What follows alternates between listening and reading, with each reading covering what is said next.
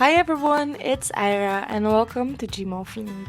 So for today's video, I'll be showing you how to archive multiple emails in Gmail. So without further ado, let's get started. Okay, so as you can see, I am currently in my Gmail screen or desktop. So if I want to archive multiple emails, all I need to do is select them all or manually select all the emails that I want to put in my archive folder or to remove from my main inbox. So all I have to do is click this box with the down arrow button or right click on it and then click this archive button. And as you can see, I have 4 conversations archived and it will not be shown on my main inbox.